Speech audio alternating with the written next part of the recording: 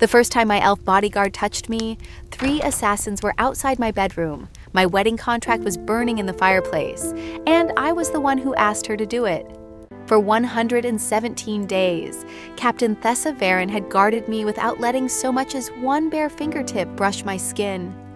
She had pulled me from a carriage before it overturned, but she used my cloak instead of my hand. She had fastened a silver necklace at my throat while wearing black gloves.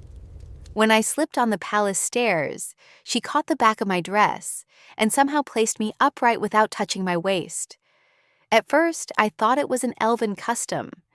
Then I saw her shake hands with a stable master, embrace an old soldier, and lift a laughing child onto a white pony. It was only me she refused to touch.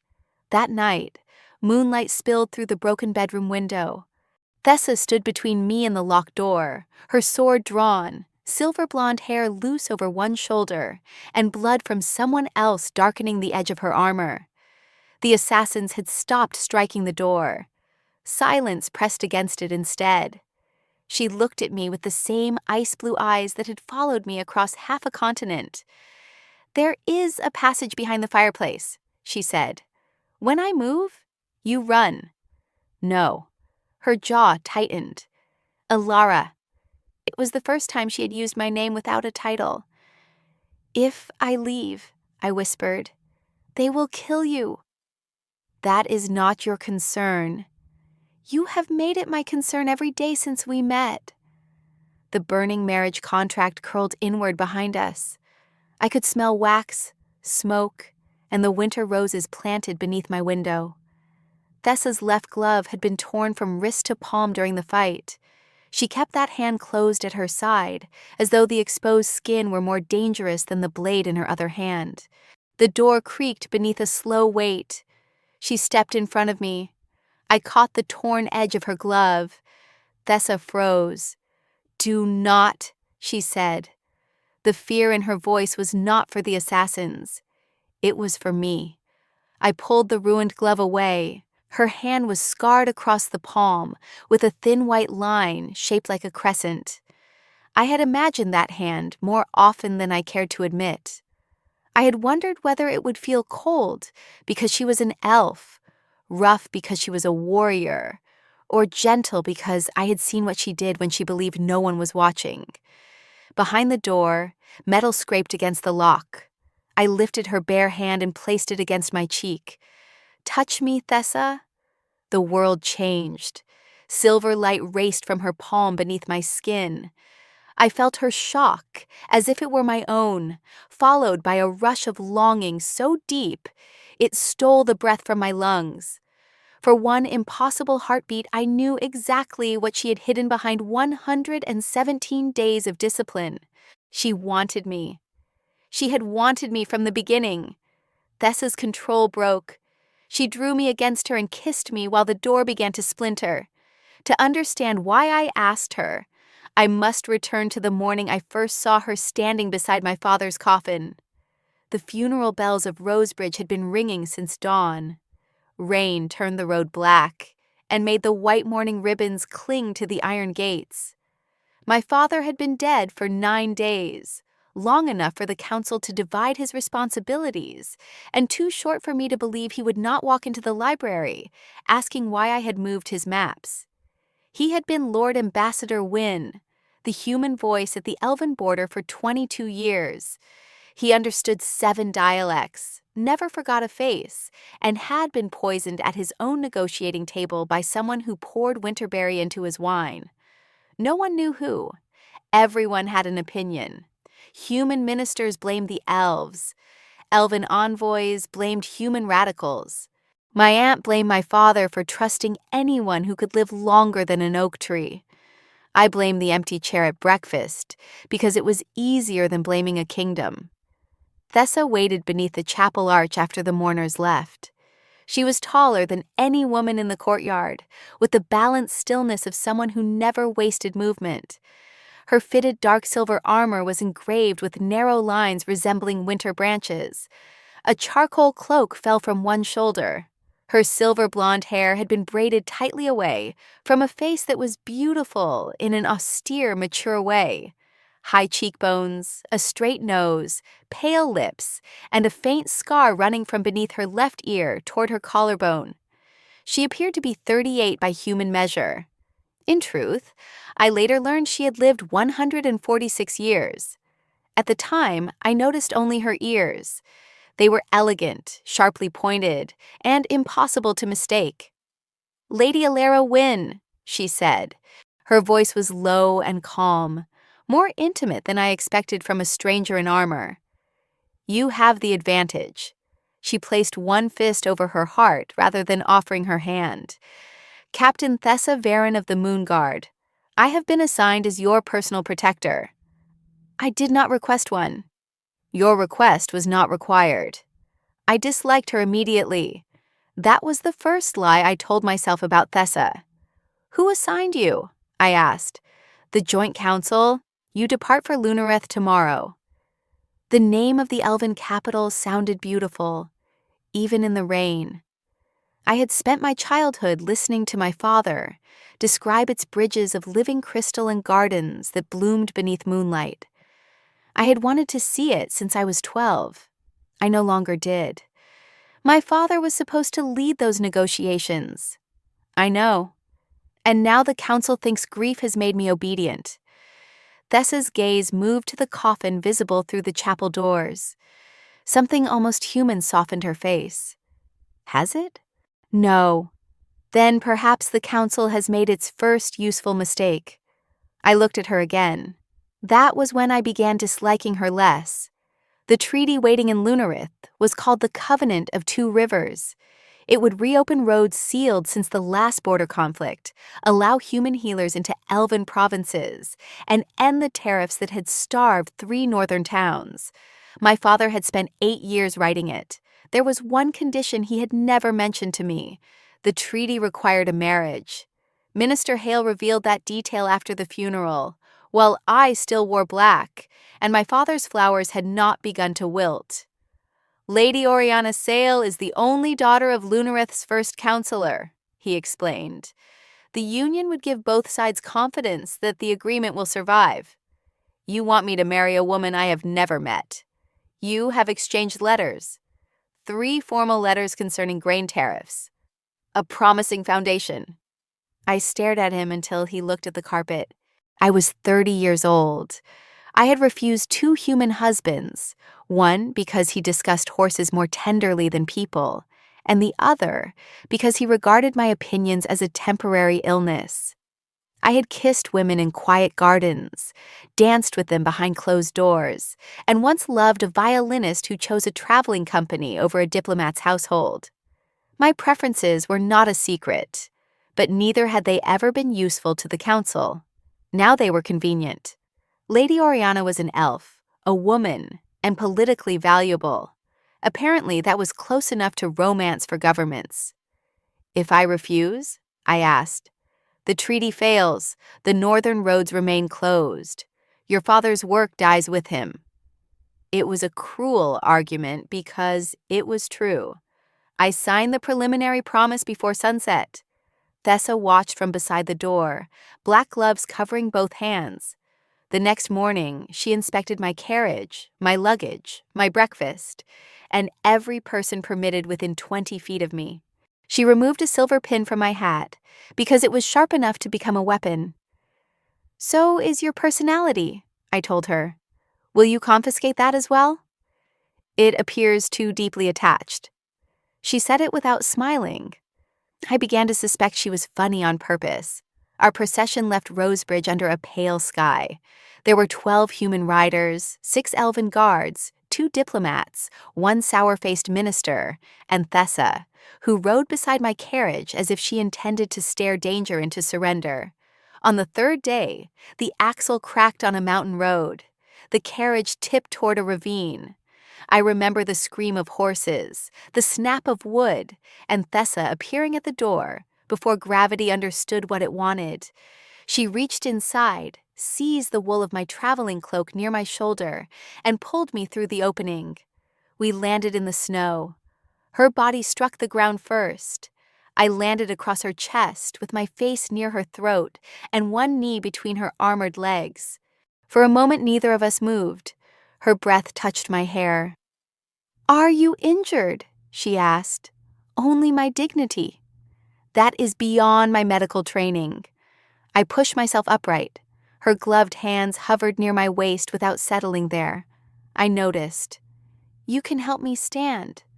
Thessa caught the edge of my cloak again and pulled. "You could have taken my hand." The cloak was closer. It had not been. That evening, we stayed at a hunting lodge while the carriage was repaired. Snow trapped half the party on the lower road. The lodge had 4 rooms, 8 beds, and 18 people. I was given the only private chamber because I was the envoy and the potential bride. Thessa stationed herself outside my door. "There is a chair inside," I said. "I am aware." "The corridor is freezing." I am also aware. "Do elves enjoy unnecessary suffering?" "Only during diplomacy." I left the door open. For an hour, I pretended to read while she sat in the corridor. Finally, I placed the book aside. "Captain, if someone climbs through my window, you will need to run around the entire lodge." She considered this. "The window is 2 floors above the ground." "Assassins may be ambitious." "You want me inside." "I want to stop feeling guilty because you are turning blue." "Elves do not turn blue." "Prove it from the chair." Thessa entered. The only chair stood beside the bed. She sat with her sword across her knees and watched the door while I returned to my book. Her presence changed the room. It was not merely that she was beautiful, though the fire softened her severe profile in distracting ways. She carried attention with her. When Thessa guarded a space, every shadow seemed to understand that it had been noticed. "Did you know my father?" I asked. "A little." "That answer means yes, but you do not wish to discuss it." "Your father helped negotiate the release of 12 Moonguard soldiers captured at Briar Pass. Were you among them?" "No. I was the officer who failed to bring them home." The fire shifted. "He never told me." "He did not consider kindness a debt to be collected." I studied her hands. Even inside the warm room, she kept the gloves on. "Why were you chosen to protect me?" "I volunteered." "Why?" Her gaze remained on the door. "Because your father once returned my people to me." It was a clean answer. Too clean.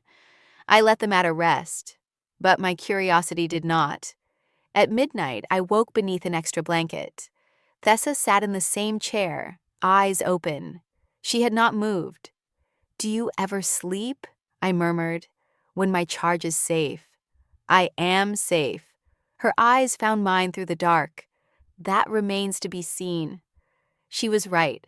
The first attack came 7 days later at the River Nereth. We had stopped beside a stone bridge for lunch.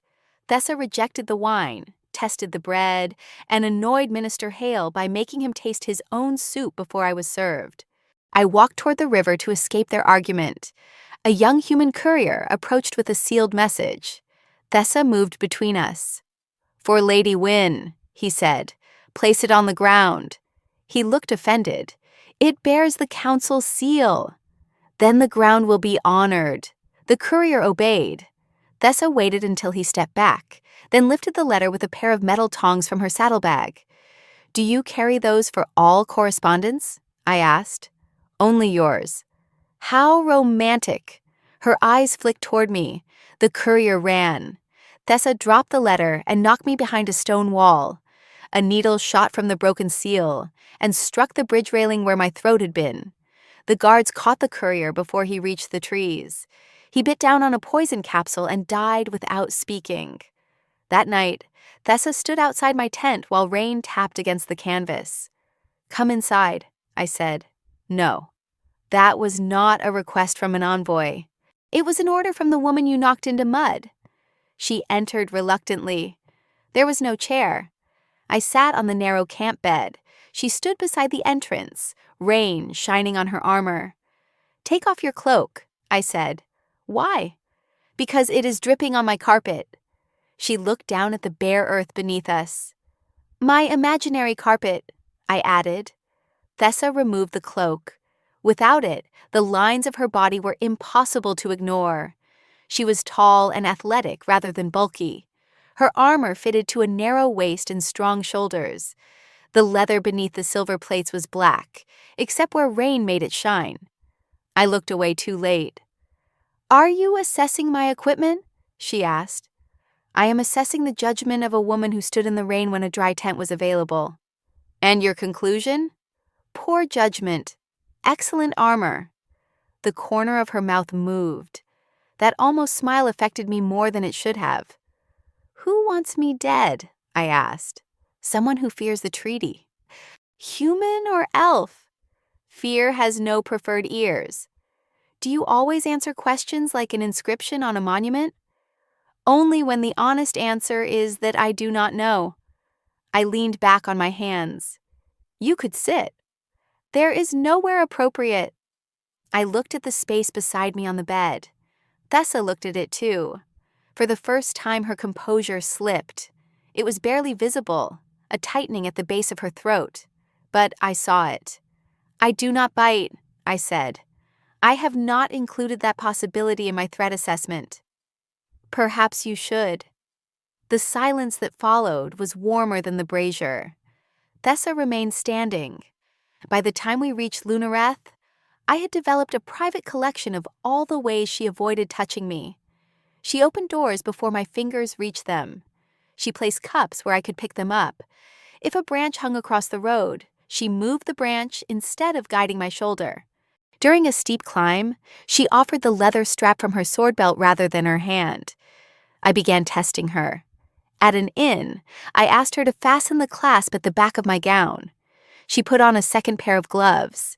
In the carriage, I allowed my knee to rest near hers. She moved precisely 1 inch away. When I fell asleep against the window, I woke with a folded cloak between my cheek and her shoulder. The distance became a language. Every refusal told me she was aware of me. Every careful inch made me wonder what would happen if she stopped being careful. Lunareth appeared at sunset on the 23rd day. The city rose from a forest of silver birches beside a dark blue lake. Towers of pale stone curved like petals around the water. Bridges woven from living branches connected rooftops, and glass lanterns floated above streets paved with white river shells. The palace stood on an island at the center, its walls reflecting the sky so perfectly it seemed built from evening itself. Lady Oriana Sale waited at the moon gate. She was elegant, golden-haired, and dressed in white silk embroidered with blue leaves. She appeared to be in her early 30s, though she was probably older than my grandmother would have been. Her violet eyes considered me with polite interest. "Lady Alara," she said, "your letter suggested you were intelligent." "And meeting me has changed your opinion?" Oriana smiled. "It has made the opinion less convenient." I liked her immediately. That was unfortunate. She offered her hand. I took it. Her skin was warm, and a murmur passed through the gathered court at the symbolic first contact between the intended brides. Over Oriana's shoulder, I saw Thessa watching our joined hands. Her face revealed nothing. The bond between us did not yet exist, so I could not feel the jealousy she refused to show. I recognized it anyway.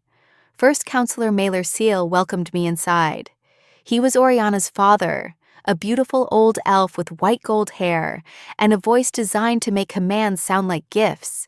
He spoke movingly of peace, my father's sacrifice, and the honor of joining our houses. He did not once ask whether I was grieving. At dinner, he seated Oriana on my right and Thessa behind my left shoulder. Musicians played beneath a tree, whose blossoms opened whenever the melody rose. Every course arrived on translucent plates. Elven nobles watched me taste each bite as though human table manners were a dangerous experiment. Oriana leaned closer. "If it comforts you, they watch me the same way. You were raised here. That only gave them more time to find faults."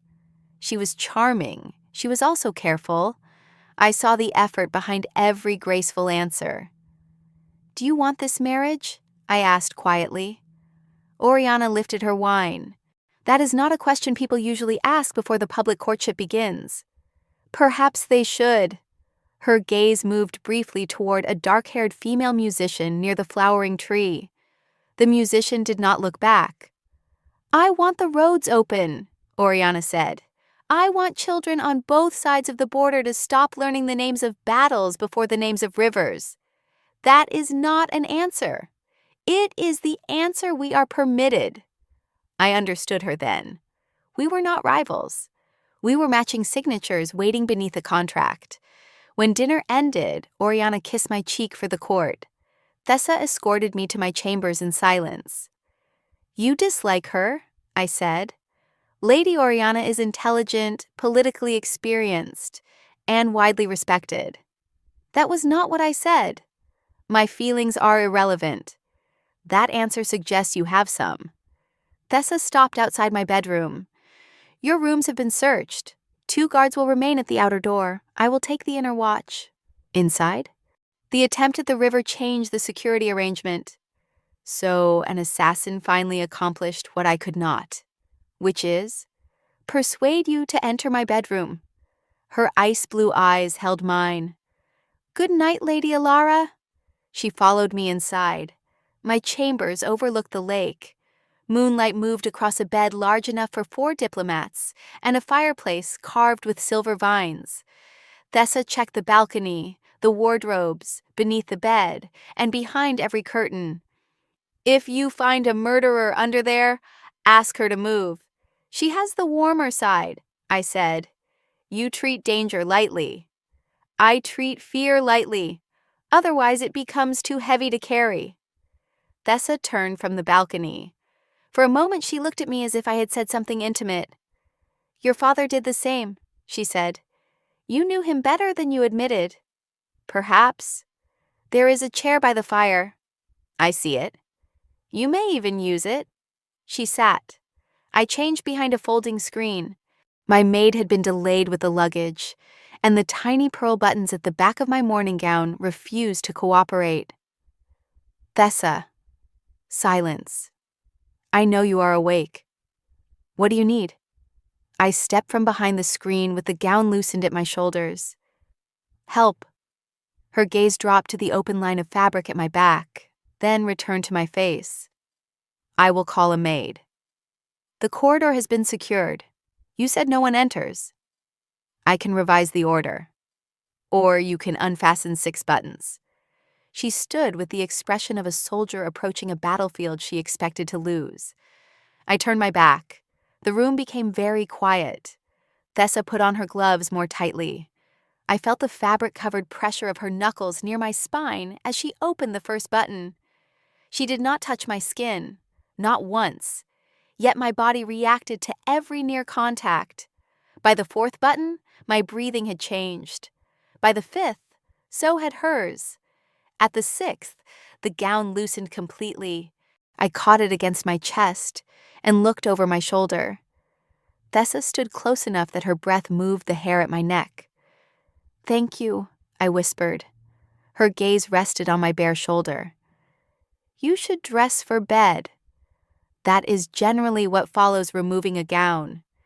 She stepped away so quickly that I nearly smiled. I did not sleep for a long time. Neither did she. The public courtship began the following morning.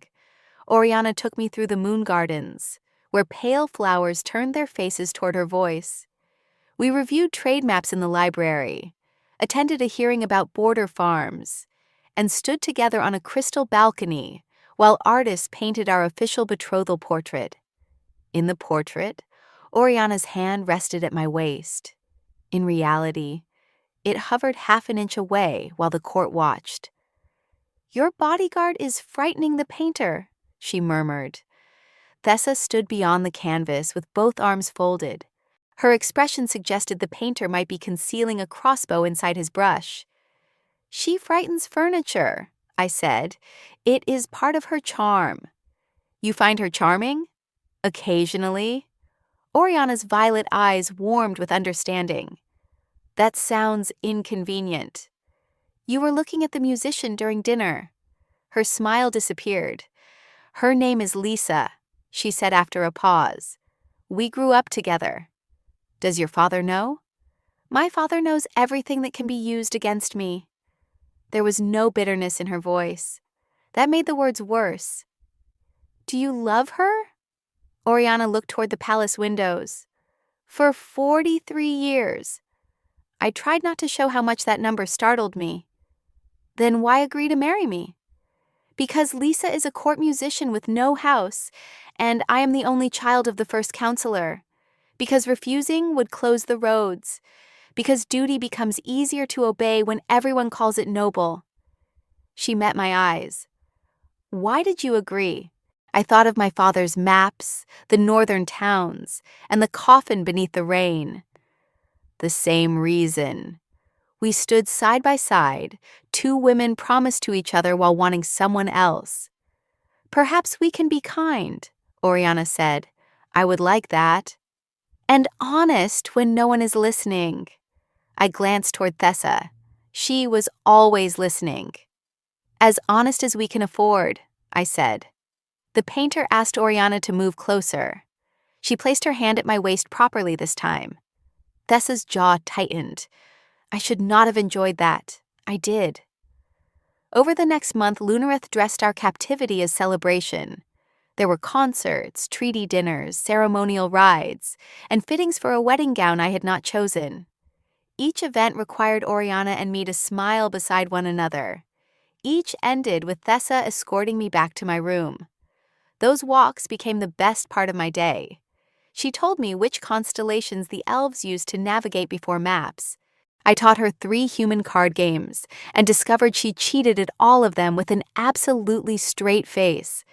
She brought me bitter tea when council meetings ran late, then pretended not to know I sweetened it with enough honey to offend her entire civilization. She learned when silence meant I wanted company, and when it meant I wanted the world removed. Still, she never touched me. One afternoon, I cut my finger on a treaty page. A bright drop of blood appeared beside the word unity. Thessa crossed the room before I could react. She opened a small medical case, removed a strip of linen, and stopped. Her gloved hand hovered over mine. "It is a paper cut," I said. "It can become infected." "Then bandage it." She placed the linen on the table. "Press it around the finger." "You have stitched soldiers on battlefields." "This does not require stitching." "It requires you to touch my hand." The room changed.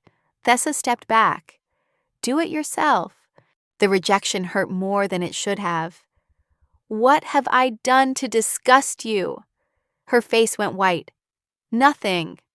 "You touch everyone else." "Ilara." "You pull children onto horses. You shake the hands of men you do not know. Yesterday, I watched you carry an injured guard halfway across the courtyard, but you cannot put linen around my finger." "It is not disgust." "Then tell me what it is." Her gaze dropped to my mouth for one dangerous instant. "I cannot." She left the room. I wrapped my own finger and hated myself for crying over something so small. That evening, Oriana found me alone in the moon garden.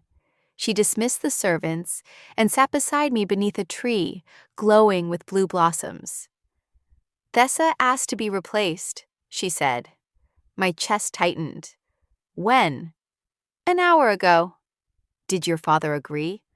"No. He trusts her reputation, and the wedding is 16 days away." I looked at the linen around my finger. She would rather abandon her duty than touch me. Oriana was silent for a moment. "Thessa Varin has served the Moon Guard for more than a century," she said. "She has broken orders, crossed battle lines alone, and once challenged a prince because he insulted a kitchen maid. She has never abandoned a duty." "That is meant to comfort me?" "It is meant to suggest that whatever she fears is not you." "Do you know what it is?" Oriana looked toward the palace. "Ask her about Leora Sen." "Who was she?" "Thessa's last charge." Before I could ask more, Thessa appeared at the garden entrance. She wore no helmet, and her silver blonde braid had loosened in the wind. Her eyes found the bandage on my finger, then my face. "Lady Oriana," she said, "the council requests you." Oriana rose. As she passed Thessa, she murmured something too low for me to hear. Thessa's expression sharpened. Then we were alone. "You requested another assignment," I said. It was denied. That is not an answer. It is the present situation. Who was Leora Sen? Thessa became completely still. Oriana should not have told you that name. She told me to ask, and I am declining to answer. I stood. You do not get to turn my life into a collection of locked doors and call it protection. Some doors are locked for a reason. Then at least admit I am standing outside one. For a heartbeat, pain broke through her discipline. Leora was a diplomat, she said.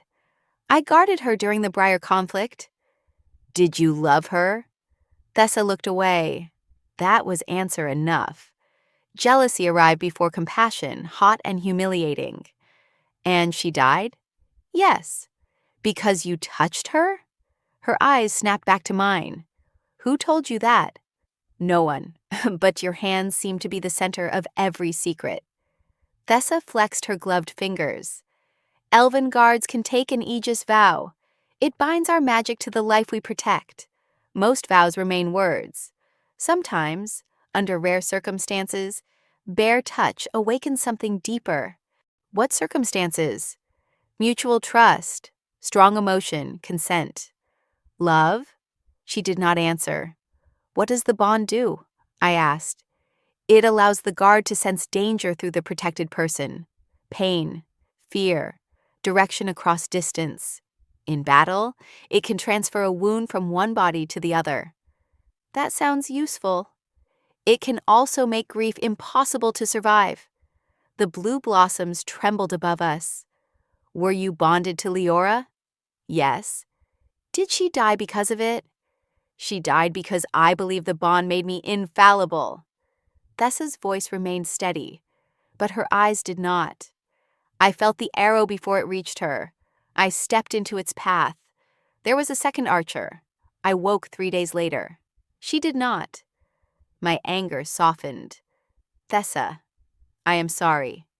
Do not be. You were right. My refusal has become an insult you did not earn.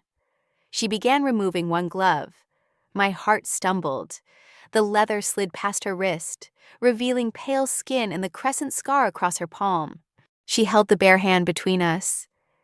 If you require proof that I do not find you repulsive, she said, take my hand. I looked at it. I wanted to touch her. I had wanted it for weeks. But now I understood what the gesture might mean, and why her fingers trembled despite her calm voice. I folded the glove closed around her hand instead. Not as proof, I said. Thessa stared at me. When you touch me, I want it to be because you chose to, not because I cornered you into defending my pride. The tenderness in her expression hurt more than rejection had. You make restraint very difficult, she whispered. Good. She almost smiled. The distance remained, but it no longer felt empty. It felt full of waiting. At the betrothal ball 3 nights later, waiting became torture. The palace had transformed the central hall into a midnight forest. Illusions of stars drifted beneath the ceiling. Musicians played from silver platforms among living trees, and guests wore masks shaped like birds, moons, and flowers. Oriana wore white and gold.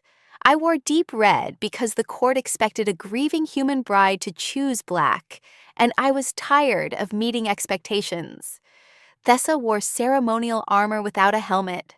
Her silver blonde hair fell in a long braid over one shoulder. She stood at the edge of the dance floor, beautiful enough to make half the court forget the musicians. Oriana noticed where I was looking. You are staring at your bodyguard, she said. I am assessing security. Of course. You are staring at Lisa. I am assessing the orchestra. We smiled like conspirators and began the ceremonial dance. Oriana was graceful. I stepped on her foot twice. "Human diplomacy is violent," she murmured. "Wait until the wedding." When the dance ended, an elven noblewoman named Lady Sorrel asked for the next. She was charming, dark-eyed, and wore a silver gown with an alarming neckline. I accepted because refusing would draw attention and because Thessa had become too good at hiding jealousy. I wanted to see if she still could. Sorrel placed one hand at my waist and drew me closer than the dance required. "Your bodyguard looks displeased," she whispered. "That is her natural expression." "Is she always watching your mouth?" I missed a step. Sorrel laughed softly. "I thought so."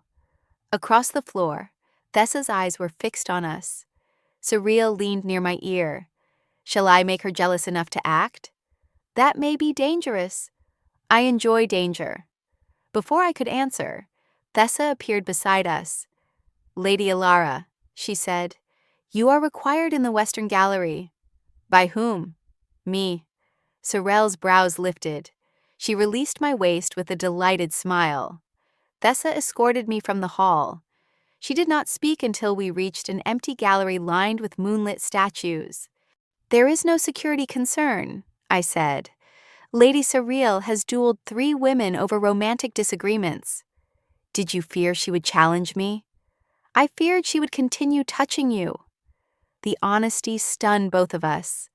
Thessa turned toward the windows. I stepped closer. "You were jealous." "I was vigilant." "You looked ready to throw her into the lake."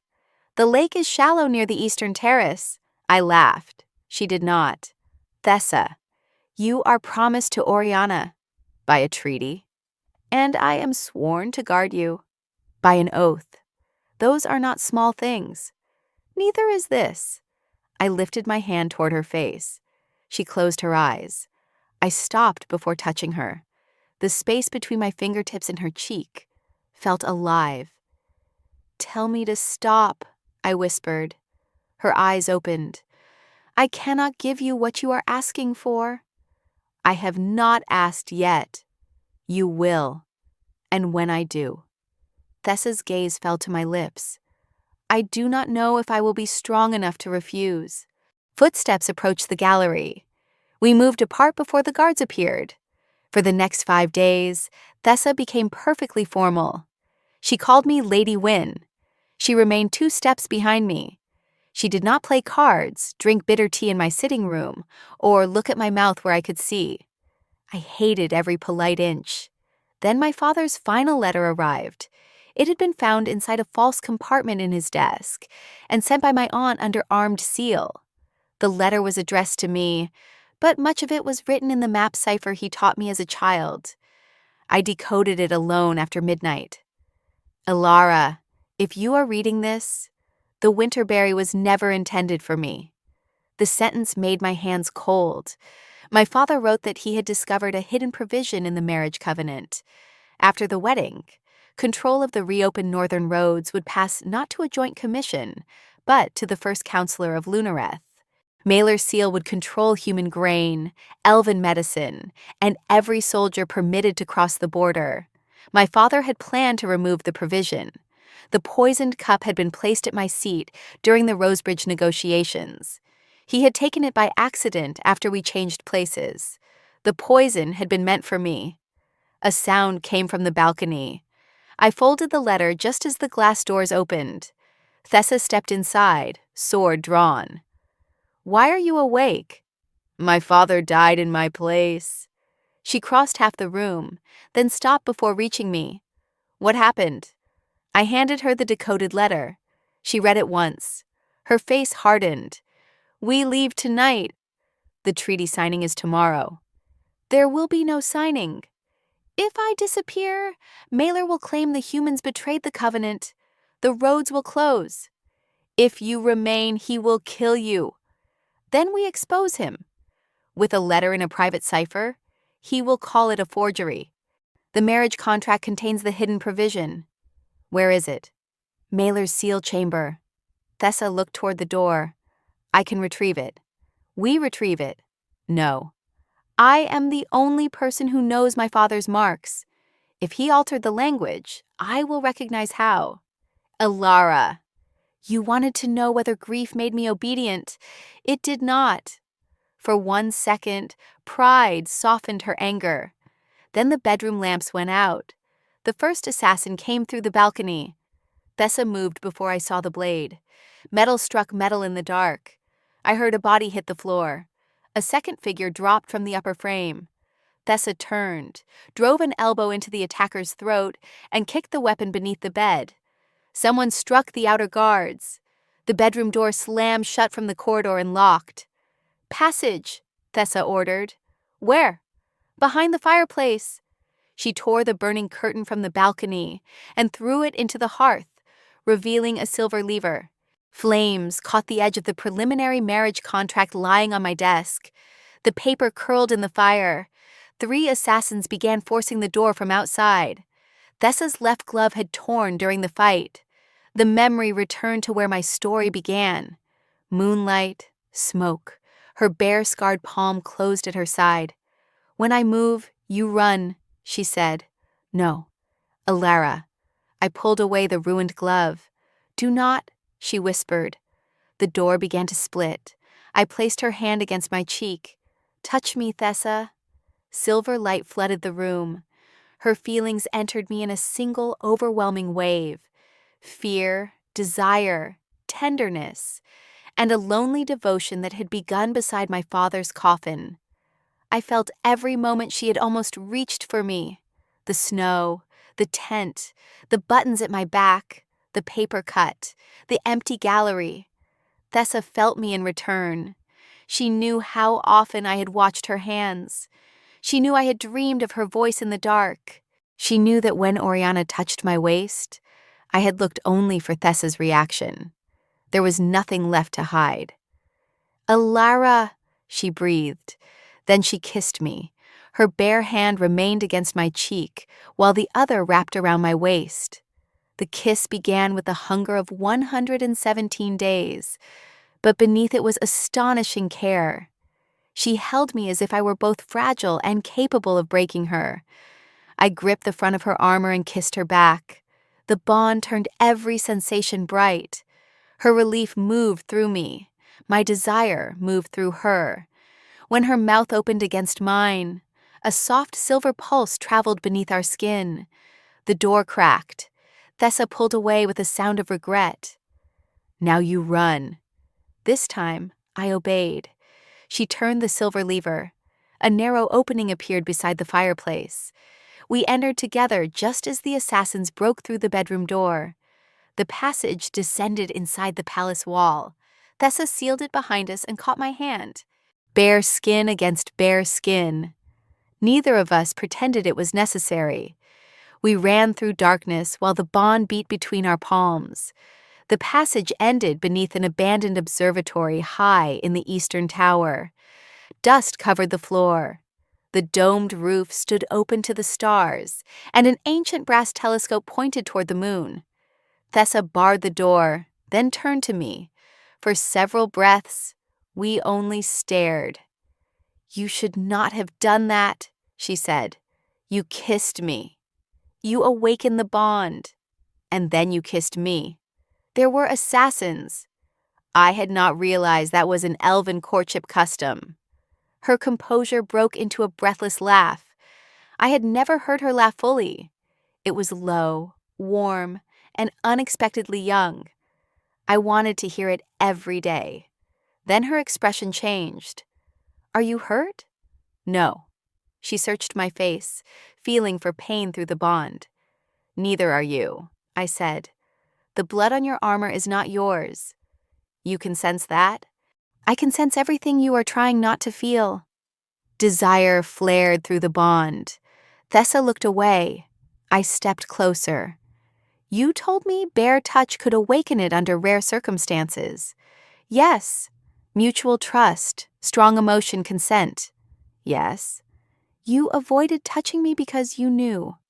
"I suspected." "Since when?" "The mountain road." "When I landed on you?" "Before that." "The funeral?" She gave me a helpless look. Thessa Varen, did you fall in love with me beside my father's coffin? Not entirely. How reassuring. I began beside the coffin. I completed the process when you threatened to confiscate my personality. I laughed despite the danger. Then I touched her face. For the first time, there was no glove, cloak, bandage, or rule between us. Her skin was warm. A tiny scar crossed her lower lip, nearly invisible until my thumb found it. Thessa closed her eyes and leaned into my palm. The trust of that movement undid me. I kissed her again. This kiss was slower. No door broke behind us. No command waited at the end. Thessa's hands explored the shape of my waist, as though learning a country she had been forbidden to enter. Mine moved over the silver plates at her shoulders and into the loosened braid at her neck. She kissed the corner of my mouth, my cheek, then the place below my ear.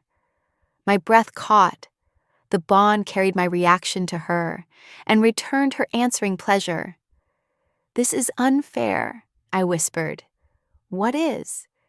"You know exactly what every touch does to me." Her lips brushed my throat.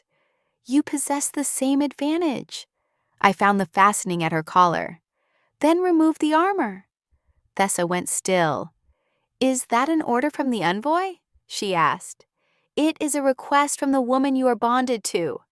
She unfastened the first silver plate. I helped with the rest.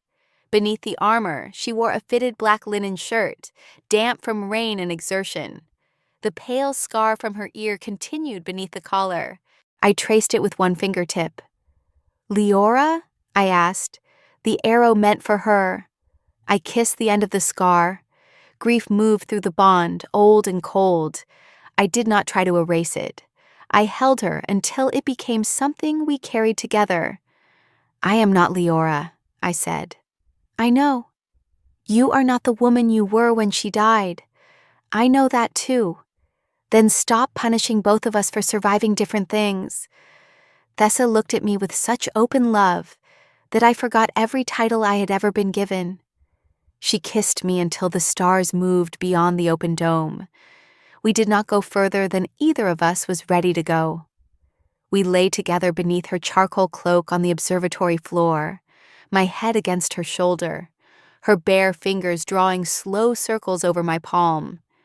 After months of distance, that simple touch felt more intimate than nakedness. "What happens now?" I asked. "The Aegis bond is forbidden between a moon guard and a political charge." "Of course it is. I will be removed from duty." "Then I will refuse." "You do not command the moon guard." "I am beginning to see the appeal." "Ilara." I turned toward her. "What happens to us?" Fear passed through the bond before she could hide it. "I do not know." It was the first uncertain answer she had ever given me. I placed her hand against my heart. "Then we find out together." At dawn, Captain Arlen of the Palace Guard found us in the observatory. He looked at Thessa's discarded armor, our joined hands, and the silver light moving faintly beneath both our wrists. "Captain Varen," he said heavily, "release Lady Wynne." Thessa stood and moved in front of me. "No," I said. "She is not holding me." Arlen would not meet my eyes. First Counselor Seal has accused her of murdering the outer guards, destroying the marriage covenant, and enchanting the human envoy. The guards were attacked by Mailer's assassins. The surviving witnesses say Captain Varen ordered them away. They are lying. Perhaps, but an illicit Aegis bond is visible on both of you. 6 guards entered behind him. Thessa's hand found mine one last time. Through the bond, I felt her make a decision. "Do not fight them," I said. She looked back at me. "If you draw your sword, Mailer wins." Every part of her resisted. Then she removed her weapon and placed it on the floor. The guards bound her wrists with silver cord. As they led her away, the bond stretched between us like a living thread. I felt each step carrying her farther. I felt her fear, not for the prison, but for leaving me unguarded. I pressed my marked wrist to my chest. "I will find you," I said. Thessa did not turn. Her answer moved through the bond. "I know." Mailer confined me to my chambers and called it protection. He replaced my human servants with palace attendants loyal to his house. He removed my father's letter, posted guards at the balcony, and informed the Joint Council that grief had made me vulnerable to elven magic. By noon, the story had spread through Lunareth. The human envoy had seduced her bodyguard. The bodyguard had murdered 2 guards and enchanted her charge. The wedding would proceed at sunset to restore political order. No one asked whether I still intended to be a bride. Through the bond, I felt Thessa beneath the palace. Cold stone pressed around her. Silver restraints burned her wrists whenever she moved. Her anger came in controlled waves, followed by sudden flashes of tenderness whenever she sensed me reaching back. I stood beside the locked window and concentrated on the warmth of her palm against my cheek. I am safe, I thought. The bond answered with an emotion that felt remarkably like disagreement. The inner door opened. Oriana entered carrying my wedding gown. 2 guards followed her. She ordered them to wait outside, laid the white and silver gown across the bed, and checked the room for listening charms. "Lisa heard my father speaking to the surviving assassin," she said. "He ordered the attack. Will she testify? If she appears before the council, he will destroy her. Then we need more than testimony." Oriana opened the hidden pocket inside the gown. She removed an account ledger bearing Mailer's private seal. "Payments to the poison maker who supplied the winterberry," she said. "Payments to the courier at River Nerith. Payments to the men who attacked your room." My father's death reduced to 3 lines of silver ink. "Where did you find this?" "Lysa took it from his seal chamber while the palace searched for you." "Your father will know." "He already knows I do not love him enough to obey forever." Oriana's voice trembled only at the final word. I took her hand. "We can stop the wedding." "No. If we reveal the ledger privately, he will claim it was forged. The 7 houses must see his seal recognize the ink." Elven seals were living magic. A true seal glowed when placed near a document it had authorized. It could not be copied without the owner's blood. "You want the ceremony to begin?" I said. "I want every house, every human minister, and every foreign witness in one room when we expose him." "And Thessa?" Oriana looked at the silver mark beneath my wrist. "Lisa is taking the prison keys to Captain Arlen." Hope moved through the bond before I could contain it. Far below, Thessa felt me. "Your bodyguard knows?" Oriana asked. "Not the plan, only that something changed." "How romantic." "You sound jealous." "I am jealous. Lisa and I have spent 43 years passing notes through musicians. You touched Thessa once and acquired private access to her emotions." Despite everything, I laughed. Oriana smiled, then touched the wedding gown. "Shall we go disappoint our fathers?" "Mine would be delighted." The wedding hall floated above the lake on a platform of living crystal. Thousands of moonflowers climbed its open arches. Human ministers sat on the eastern side, elven houses on the west, each delegation watching the other, as if peace were an animal that might bite. Mailer waited beneath the central arch in white ceremonial robes. He smiled when Oriana and I entered together. The marriage contract rested on a silver table between us. I searched the guards lining the hall. Thessa was not among them. The bond stretched downward and east. She was moving, but slowly. Mailer began speaking about 2 peoples joined through willing daughters. Oriana's fingers tightened around mine. "Before we sign," I interrupted, "human custom requires the complete contract to be read aloud." Minister Hale blinked. "It does?" "An ancient custom," I said. Mailer's smile thinned. "The gathering has already reviewed the covenant, not the provision transferring control of the northern roads to your office." Silence swept across the lake. Mailer looked toward the human delegation.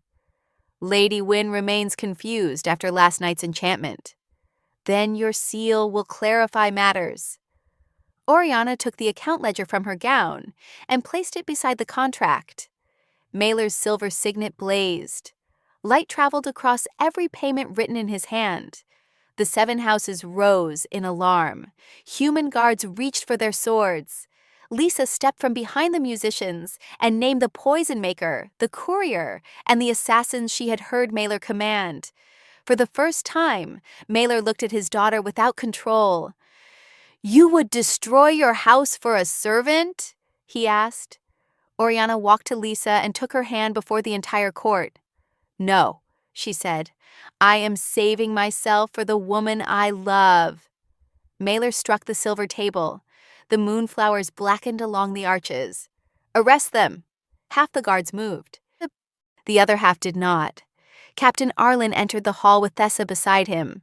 Her wrists were raw where the silver cord had burned them. Her armor was gone, and she carried no sword. She did not need one. The instant our eyes met, the bond filled with such fierce relief that my knees nearly weakened. Mailer drew a narrow blade from beneath his robes. He did not aim for me. He lunged at Oriana. Lisa pushed her aside. Thessa was too far away to reach them. I felt the strike before it happened through the same bond Mailer had called corrupt. "Left!" I shouted. Oriana turned. The blade cut her sleeve instead of her heart. Captain Arlen seized Mailer's arm. The living crystal beneath the first counselor's feet rose around his ankles, responding to the judgment of the 7 houses. His own signet went dark. The hall erupted. I saw only Thessa. She crossed the space between us while nobles shouted and guards dragged Mailer away. She stopped one step from me, still uncertain whether she was permitted to close the final distance. I held out my hand. "You took long enough." Thessa caught it and pulled me into her arms. The kiss scandalized 3 human ministers, several ancient elves, and 1 priest, who dropped the ceremonial cup into the lake. I considered that an excellent beginning for the new treaty. Mailer's trial lasted 6 weeks. The covenant of 2 rivers took 4 more months to rewrite. We removed the marriage provision and placed the northern roads under a council formed equally from human and elven border towns. Oriana became Lunareth's new first counselor. Lisa stood beside her at the appointment, no longer hidden behind an orchestra. Thessa was dismissed from the Moon Guard for violating the law against bonding with a political charge. She received the decision in silence. Then Captain Arlen handed her a second document. Every surviving member of the Moon Guard had signed a petition demanding that the law be changed. "It may take years," he warned. Thessa looked at me. "I have other plans for those years." We returned to Rosebridge in spring. The white mourning ribbons were gone from the gates. I placed the completed treaty beside my father's grave and told him that his work had survived without requiring 2 women to sacrifice their lives to it. Thessa waited several steps away, giving me privacy as she always did. When I finished, I turned to find her wearing a dark blue coat instead of armor. Her silver blonde hair was loose in the wind. Without a uniform, she seemed almost uncertain what to do with her hands. "You are no longer my bodyguard," I said. "No. You no longer have an official reason to follow me everywhere. That is inconvenient. What will you do?" She approached slowly. "The Border Council offered me command of its civilian guard. That sounds suspiciously like guarding me." "You are only one of several 100,000 civilians." "How democratic of you." Thessa stopped before me and removed both gloves.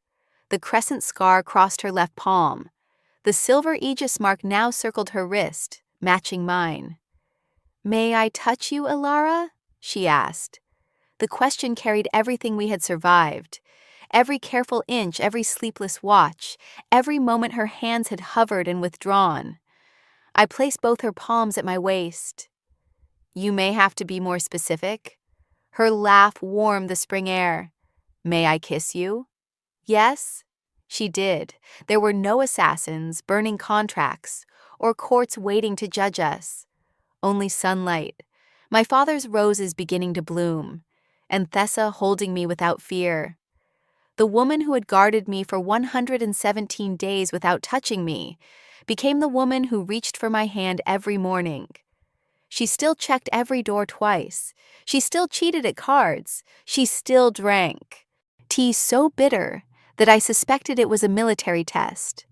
But at night, when old grief found either of us, the bond carried more than pain. It carried the certainty of her fingers threading through mine. It carried laughter beneath warm blankets, kisses stolen between council meetings, and the quiet knowledge that neither of us had to stand watch alone again. Duty had brought Thessa to my father's funeral. Fear had kept her hands from me. Love taught us that protection was not the same as distance. Sometimes the safest place in the world was not behind a locked door or beneath a warrior's sword. Sometimes it was inside the arms you had finally asked to hold you. If Alara and Thessa's story made you believe that the deepest love can begin with one forbidden touch, subscribe to Elf Romance. More original GL fantasy stories filled with powerful elf women, courageous human heroines, dangerous secrets, intimate longing, and unforgettable romance are waiting for you here.